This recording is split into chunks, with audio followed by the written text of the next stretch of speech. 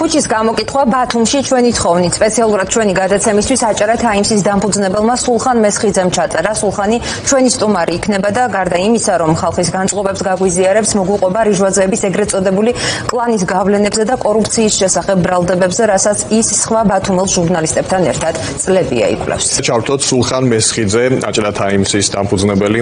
მივესალმებით მას, ის ბათუმიდან შემოგვიერთდება პირდაპირ ეთერში.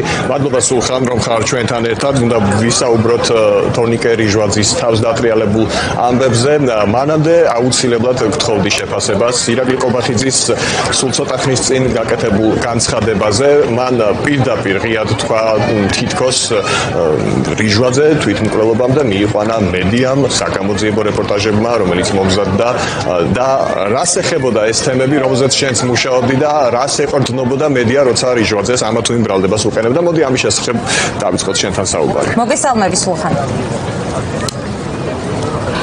მოგესალმები გურამ და მადლობა ფორმულას ამ შესაძლებლობისთვის. ხო, ცოტა ხნის წინ მოვისმინე ირაკლი ყობახიძის კომენტარი და როცა უსმენდი ამ კომენტარს, ხიმლის მომგვრელი არის ჩემთვის.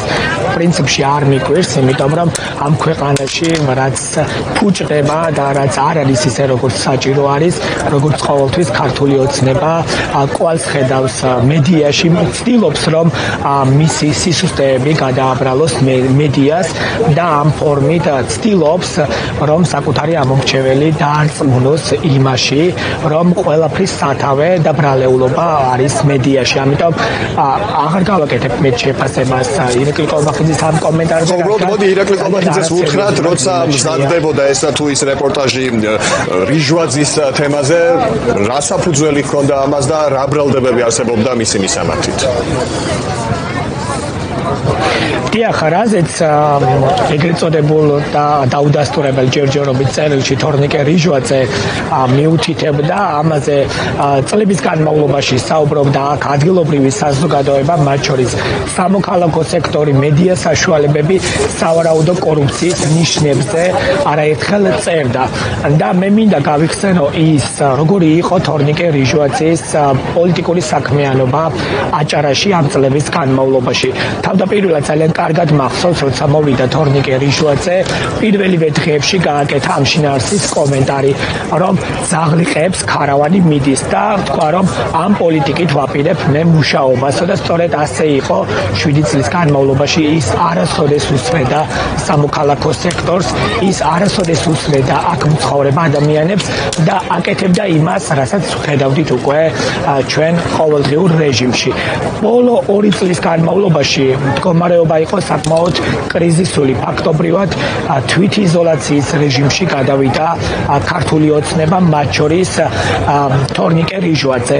ის ისე მიდიოდა საჯარო ღონისძიებებზე, ისე ატარებდა სხვადასხვა ღონისძიებებს, მათ შორის აჭარის მთავრობის სხდომას, ამის შესახებ მედია საშუალებებს არ ატყობინებდა. ანუ იმ ჟურნალისტებს არ აწვდიდა ინფორმაციას, რომლებიც სვამდით განსხვავებულ კითხვებს და როგორც ჩანს, მათ ეს განსხვავებული და კრიტიკული კითხვები ხშირ შემთხვევაში და მეტწილად უქმნიდა უხერხულობას და სწორედ ასეთ ვითარებაში გვიწევდა ჩვენ აჭარა თაიმს მუშაობა, ასევე აჭარაში ონლაინ მედია ბათუმელებსაც. ჩვენ ორი გამოცემა ვართ აჭარაში, რომლებსაც ხელისუფლება განსაკუთრებით გვებრძვის გაავებულად, ასე ვთქვათ. ხო, და ეს წნეხი გაძლიერდება თუ ყობახიძის განცხადებას დავეყრდნობით. ეს დაანონსება ფაქტობრივად, რომ უპრეცედენტო მასშტაბის წნეხი უნდა ვიხილოთ მომავალში, ის რაც ჯერ კიდევ არ გვინახავს. სულხან, ძალიან საინტერესოა რა განწყობები აჭარაში, ზოგადად აჭარის ყოფილი თავმჯდომარის შესახებ. ანუ რამდენად ჯერათ მოქალაქეებს ჩვენ გთხოვეთ, რომ ჩაგეწერა მოქალაქეები, ბათუმელები რას ფიქრობენ მომხდარზე, რამდენად ჯერათ იმ ვერსიის, რომელსაც ავრცელებს პროკურატურა, რამდენად დამაჯერებელია ასევე ის წერილი, რომელიც გაავრცელა თავდაპირველად პროპაგანდისტულმა მედიამ. და მოვისმინოთ ეს კომენტარებიც. დიახ, თქვენივე თხოვნით დღეს ბათუმის ქუჩებში გავედი და შემთხვევითობის პრინციპით ადამიანებს ვეკითხებოდი პროკურატურის ვერსიას, ასევე სამთავრობო პროპაგანდისტული მედია საშუალებების ვერსიების რამდენად შეეროდათ და ყველა როცა ამ კითხვას სვამდი, ყველას ეცინებოდა, ეღიმებოდა და ამბობდნენ იმას, რომ არ სჯეროდათ და ეს ყველაფერი იყო კარგად დადგმული სცენარი, თუმცა როგორც აღმოჩნდა ჩვენი გამოკითხვიდანაც ეს იკვეთება, საზოგადოების დიდ ნაწილს ამის არ სჯერა. გულდასაწყვეტია ის გარემოება, რომ ქართული ოცნება საკუთარ ამომრჩეველსაც, გულმხურვალი ამომრჩეველებსაც არსებს პატივს და ყველაზე მეტად საკუთარ ამომრჩეველს უпростоრად ატყუებს და ცდილობს ასეთი მეთოდებით გაიხანგრძლივოს სადავეებში ყოფნა. ჩვენ ახლა უნდა მოვისმინოთ თორნიკე რიჟვაძე თვითმკვლელობა წადა. არ მჯერა და ამიტომ ბავშვობიდან ვიცნობ და ძალიან მეყვარდა ვაფასებ. თვითმკვლელობას არასოდეს არ ცდიდა იმის გამო, რომ თავისი ანგელოზების და თავისი დედმამის გამო. ეგ არის ჩემი ვერსია. რომ არც მისი ეს წერილიც დააწერმეს, მის დაწერილი არ არის. ეგ არის ჩემი ვერსია. არავითარ შემთხვევაში მაი არა სიმართლე, რომ თავი მოეკლა რიჟვაძეს. ანუ გამოძიების ვერსია მათ შორის წერილის დატოვება თქვენ რეალურად არ გესახებთ. როგორ გეკადრებათ? მაი მოწყობილია ყველაფერი. არც ერთი წერილი და არც ერთი რამე არც ერთი არა. მაი აწყობდა საქმეს, მაგასაც კი ქონდა რაღაცა შეცდომა, მაგრამ ეს ახლა თავის მოკლა ჩადაო, ეს ხომ სიმლახვეა და წერილი ხომ საერთოდ იგია. მიუღებელია კაცო, მე როგორც გლეხი ხალი, 70 წლის ხალი, მაგას მე არავითარ შემთხვევაში არ დავიჯერებ, რომ ვითომ დაწერილი დაწერა. არა ეს მოწყობილი ისენა, არა. თუ მოკლა უნდა და ბათუმიდან რა უნდა და იქ რო ჩავიდა. ამ ხლა ბათუმში რე მოუწევდა თავს. მისავზე იყო ალბათ რაღაცა. მისი არ მისავზე. რაღაცა პირადულია, ხო, ეთყობა. მისიანი ურევია და მისიაში ის გულისხმობთ, იმიტომ რომ ის წერილში წერდა ნარკობარიკობას. ნარკობარიკობა ხა ყველა შეუძლია რომ დააბრალო. აბა რა უნდა დააბრალო? ან კორუფცია, ნარკობარი, მეტი რა ახლა დანაშაული. არ მჯერა მაგაში, ჩიქუება არ მჯერა. ვერ დავიჯერე. ამობილა ეგეთი რაღაცა. ყველაფერი მოსალოდნელი ამ ქვეყანას. ყველაფერი. თორნიკე რიჟვაძე არ იმსახურებდა მაგას. თუ თვითმკვლელობა უნდა აგერ მეეკლა თავი რაზე შევიდა იქ მითხარით. აქ ყოფილიყო. თქვენ გჯერათ ამ ვერსიის გამოძიების, მათ შორის წერილის დატოვების. არ მჯერა. ასეთი ლამაზი შინაარსიან წერილს მაგი არ დაწერდა. მაი არ მინახია თავრობაში ასეთ არ გამოუვლილა. არ გჯერათ რომ ის დაპირებდა თვითმკვლელობას. თვითმკვლელობას რაზე აპირებდა? არ მეკლავდა თავს, შენ მეკლავდა თავს? არა. სასიკვდილოდ კახეთში ჩევდა, აგერ ვერ მეიკლავდა თან. აჩვენი წერილის დატოვებას გადაჭრია. ყველაფერი ფანტაზია და ტყუილია. არაფერი არ მჯერა.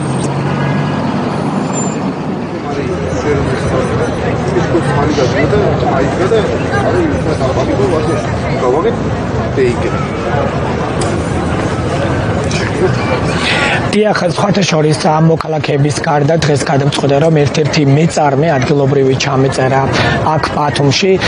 საუბარი არის ვაჟა თავარქილაძეზე, რომელიც ბათუმის ერთ-ერთ ცენტრალურ ქუჩაზე ფლობს კომერციულ ფარცს, რომლის ვიტრინებზეც ხშირად არის წარწერები, საპროტესტო წარწერები, აწერია ჩიქოვანი კორუფციაში ბრალდებული, ასევე თორნიკე რიჟვაძე კორუმპირებული და სხვა ბრალდებები არის ამ ვიტრინებზე გამოფენილი და ეს ერთი მოქალაქე მიუხედავად იმისა, რომ ფლობს კომერციულ ფარცს და ასე თუ ისე ასეთი კრიტიკული განწყობების გამო შესაძლოა იყოს მასზე ზეწოლა, ის არ უშინდება ამ ყველაფერს და მისი ობიექტიდან ცდილობს, რომ საზოგადოებას მიეწოდოს ინფორმაცია თუ რა ტიპის მმართველობა არსებობს აჭარაში. მოდით მოვისმინოთ ვაჟა თავარქილაძის მოსაზრება. რამაც არ ვენდობი ამ თავრობის ფანტაზიას და ვერსიებს, რამე თუ ისინი სულ ყველაფერს აი თეთრ შავად გვაჩვენებენ და შავს თეთრად. ისინი შეუზღუდავი არიან თავის მკერხელობაში. თვითონ რიჟვაძეს მე ასე შევაფასებდი.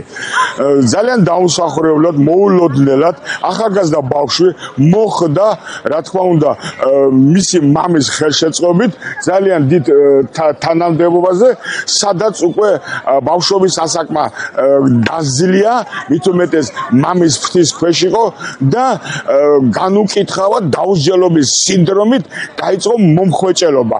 ბათუმში თუ კი რამე ხდებოდა, ყველაფერს მან აკონტროლებდა და რამდენიმე ფაქტი მე თვითონაც კი გავაკრიტიკე, თუნდაც უფუნქციო ხიდი რომ არის და 40 მილიონად რო შეფასდა, ეს მარტო ჩიქოვას აბრალდება, რა თქმა უნდა, აქედან პროცენტები აღებული აქვს მას.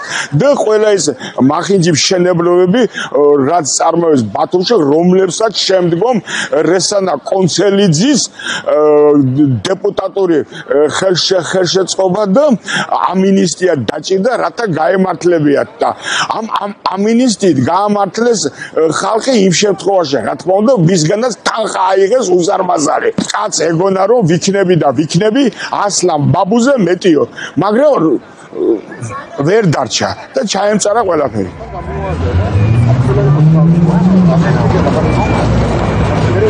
დიახ, საგულისხმო არის ის გარემოებაც, რომ ამავე რესპონდენტმა ახსენა თორნიკე რიჟვაძის მამა დავით რიჟვაძე, რომლის მიმართაც არაერთი ბრალდება ისმის, მათ შორის კითხვა არსებობს და პირველი ვიყავ, ვინც დავით რიჟვაძის შესაძლო დაკავების შესახებ მქონდა ინფორმაცია ძალიან ახლო წრეებისგან და ამ ინფორმაციის გადამოწმებას მე ვცდილობდი რამდენიმე დღის განმავლობაში, ეს იყო რამდენიმე თვის წინ, როცა დავრეკე შინაგან საქმეთა სამინისტროში ინფორმაციის დაზუსტების მიზნით პასუხი ვერ მივიღე. დავრეკე პროკურატურაში პასუხი ვერ მივიღე. დავრეკე ადგილობრივ მთავრობაში პასუხი ვერ მივიღე. ვრეკავდი პირადად ადრესატთან, კითხვებზე არ მიპასუხეს.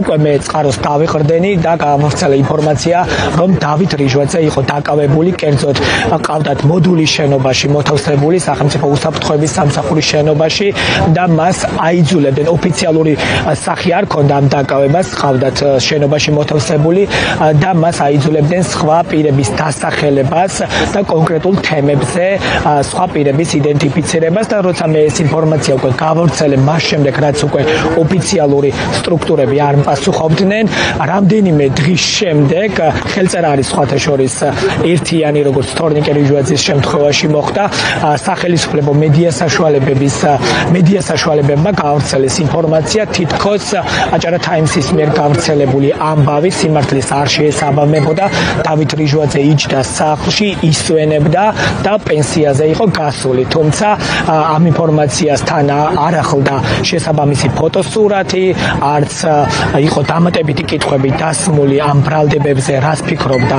ის და როცა ეს ინფორმაცია განთავსდა უკვე სუსის სააგენტოზე, ასე შემიძლია ვთქვა, დამიკავშირდნენ მე აჭარის მთავრობიდან და მთხოვეს ამ ინფორმაციის გადმოკოპირება აჭარა ტაიმსზე, მითხრეს რომ შენს გაავრცელე და შენს აუდიტორიას უთხარი რომ დავით რიჟვაძე არ არის დაკავებული, რაზეც მე უარი განვაცხადე და ჩემი შეთავაზება იყო ის, რომ დამალაპარაკეთ ტელეფონზე, რომ გავიგებ ამ ადამიანის ხმას, მე დავწმუნდები და მივხვდები რომ ის არ არის დაკავებული და შემიძლია შემდგომ უკვე ბოდიშიც მოვიხადო და ეს ინფორმაციაც გავავრცელო.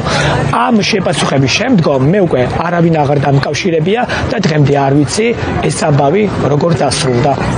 ფაქტები ცნობილი გახდა, რომ ახვლედიანის სახლში, კახეთში თორნიკე რიჟვაძესთან ერთად მამამისიც იმყოფებოდა. ბოლოს სულხან, მოკლედ გვინდა გკითხოთ, რა საკვირდები ამ ორი დღის განმავლობაში თორნიკე რიჟვაძის ალბათ ერთდროს გულმხურვალე მხარდამჭერები და მეხოტბეები როგორ იქცევიან აჭარის მთავრობის შესახებ კი ვთქვით, ერთი განცხადებაც არტევს ბოლო პოსტი, ერთ-ერთი ბოლო რაც ეხება, ისევ ირაკლი კობახიძის ვიზიტს უკავშირდება და აქ მათ შორის ვნახეთ ფოტო ირაკლი კობახიძის და ახვლედიანის გასაუბრებისა და კომუნიკაციის შესახებ. მოკლედ, როგორ იცვალეს პირი? დიახ, უკვე მივიდა ირაკლი კობახიძე, მოინახულა თორნიკე რიჟვაძე და ახლა დავაკვირდეთ უკვე ქართული ოცნების წარმომადგენლების ქცევას. იქნება როგორც ყოველთვის ტრადიციულად, ახლა ყველა მათგანი დაიწყებს ფოტოების გამოქვეყნება, სტატუსების წერა, ჯანმრთელობას უსურვებენ თორნიკე რიჟვაძეს, თუმცა ფაქტობრივად 24 საათი გავიდა შემთხვევიდან და არავინ არ გამოხმაურებია ამ ამბავს. საინტერესოა ის გარემოება, რომ თორნიკე რიჟვაძის ირგვლივ განვითარებულ მოვლენებს ის ადამიანები ეხმიანებოდნენ და ის ადამიანები წუხდნენ, რომლებიც ამ დროის განმავლობაში იყვნენ მათი, ასე ვთქვათ, მაკრიტიკებლები და ვინც მემეგობრებოდა ამ წლების განმავლობაში და მას ეძახდნენ ლიდერთა შორის, ის ყველა მათგანი დუმდა და გასაკვირი არის ისიც, რომ მათ შორის თორნიკე რიჟვაძის ოჯახის წევრიც კი დუმდა, არაფერი უთქვამს მას ამ დრომდე. მე საუბარი მაქვს დავით გაბაიძეზე, აჭარის არაკონსტიტუციური უმაღლესი საბჭოს თავმჯდომარეზე, თვითგამოცხადებულ თავმჯდომარეზე, რომლის მეუღლე, ასევე თორნიკე რიჟვაძის მეუღლე არიან დეიდაშვილები და მიუხედავად ამ ნათესაური კავშირისა, დავით გაბაიძეს როგორც ჩანს, მე გუშინ ვურეკავდი პრესსამსახურს, სათქმელი არაფერი აღმოაჩნდა, მომიშორეს პასუხით თითქოს დავით გაბაიძესთან ვერ გადიოდნენ კონტაქტზე და შესაბამისად მისი პოზიცია იქნებოდა ჩემთვის უცნობი. მე ეს ყველაფერი დავწერე და ვთქვი, რომ დავით გაბაიძესთან ვერ გადის პრესსამსახური კონტაქტზე და გამოვაქვეყნე ეს ინფორმაცია. და რა ხდება? 15 წუთში სახელმწიფო მედია საშუალება უკვე პოსტავს, აქვეყნებს ინფორმაციას, დავით გაბაიძე მიემართება უკვე თბილისისკენ თორნიკე რიჟვაძის სანახავად. აი ასეთი იყო დამოკიდებულება. ნახოთ, სულხან უკვე წაშლილ ფოტოებსაც თუ დააბრუნებენ სოციალურ ქსელებში. ფოტოები. ყველაზე ტრაგიკული ამბავი ბავშვი ის არის, სულხან, შენ ყვებოდი, მოკლედ რიჟვაძის მისამართით, მისი მამის მისამართით, არსებობს ასეთი ინფორმაცია, რომ გარკვეული ღონისძიებები უკვე განახორციელა ხელისუფლებამ კორუფციის ბრალდებებთან მათ შორის დაკავშირებით და ამ ყველაფრის ფონზე აი დღეს კობახიძე გვიმტკიცებდა, რომ ფორმულას და ტელეპირველის ბულინგს ვერ გაუძლო რიჟვაძემ და ეს ყველაფერი იყო მისთვის სტრესული. ამას გვეუბნება პრემიერი, რომლის ხელშიც არის ყველაფერი, სასამართლო, გამოძიება, პროკურატურა და ჩვენ ვაჩვენეთ კადრები, რომელიც ერთი წლის წინ არის გადაღებული, სადაც ჩანს რიჟვაძის გარემოცვა ვინ იყო, ხო?